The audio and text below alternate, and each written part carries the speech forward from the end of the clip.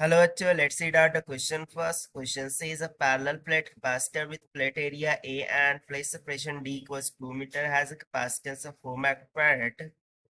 The new capacitance of the system is half of the space between them is filled with dielectric material of dielectric constant K is equals to 3 as shown in the figure will be. So यहाँ पर simply हम बोला जा रहा है कि एक parallel plate capacitor उसका एरिया दे रखा है and distance between the plates हमें दे रखा है 2 मीटर्स के इक्वल। सो उस दौरान जो कैपेसिटेंस थी वो कुछ 4 माइक्रोफैरड की इक्वल थी। अब नाउ नी कैपेसिटेंस में कुछ ऐसा किया गया है कि जो हाफ स्पेस है, जैसे कि यहाँ पर आप डायग्राम में दे सकते हैं कि जो हाफ स्पेस है उसको डाइलेक्ट्रिक से भर दिया जाता है जिसका कांस्टेंट है के इज इक्वल 3 के बराबर। सो जो न्यू कैपेसिटेंस होंगी वो क्या होंगी वो हमें बताना है। तो चलिए स्टार्ट करते हैं हम सोल्यूशन से। But before of its let's talk about the key concept which we are going to use here for this question. So since we know the formula of parallel plate capacitor C is equals to epsilon naught into A divided by T होता है। सो यदि मैं यहाँ पर बात करूँ initial capacitance, so initial को हम मान लेते हैं C1। So this must be equals to okay capacitance for half of other one, यानी कि हम क्या करते हैं कि ये जो हाफ है इसको हम C1 मानते हैं और ये जो सेकंड हाफ है इसको हम C2 मानेंगे। सो ये हाफ C1 वो क्या हो जाएगा epsilon naught A divided by distance कितना हो चुका है, हाफ हो चुका है यानी कि D/2। सो ये सिंपली निकल के आ जाएगा 2 epsilon naught A divided by D की। सिमिलरली जो सेकंड हाफ है जिसमें डाइलेक्ट्रिक कांस्टेंट को फिल किया गया है उसकी कैपेसिटेंस हम निकाल लेंगे। सो वो हो जाएगा C2 इज इक्वल्स टू जो भी डाइलेक्ट्रिक कांस्टेंट फिल किया है वो times of epsilon not times of A divided by distance कितना है D/2। सो K का मान कितना है 3।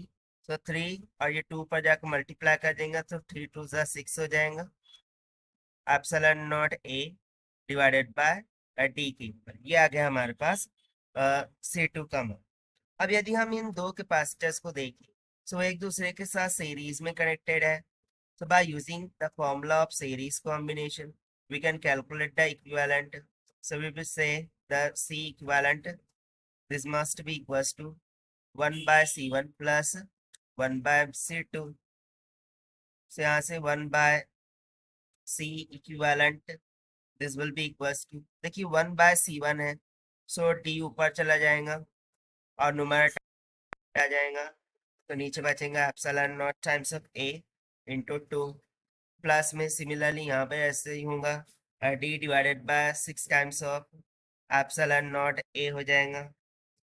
अब यदि हम इसको डिनोमिनेटर को कॉमन करें और C को न्यूमरेटर में ले जाए तो हमें C इक्विवेलेंट का मान मिल जाएगा 6 2 12 times of epsilon naught A dividend में 8 टाइम्स ऑफ D की ना। अकॉर्डिंग टू क्वेश्चन यदि मैं बात करूँ तो यहाँ पर हमें 4 माइक्रोफैराड ऐसा कुछ कैपेसिटेंस दे रखा था, यानी कि हमें C is equals to epsilon naught A divided by T, इसका वैल्यू हमें दे रखा था 4 माइक्रोफैराड की इक्वल।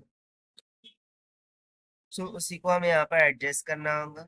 So, यदि मैं यहाँ पर 12 डिवाइडेड बाय 8 कॉमन ले लूँ और epsilon naught A divided by D को सेपरेट में लिख दूँ, so this will be goes to 12 by 8 multiply by epsilon naught A by 8 का वैल्यू कितना है 4 माइक्रोफैराड। सो हो जाएगा 4 माइक्रोफैराड। सो 4 2 8 2 6 12, यानी कि हमारे पास जो इक्विवेलेंट कैपेसिटेंस है वो कितना निकल के आ गया 6 माइक्रोफैराड की।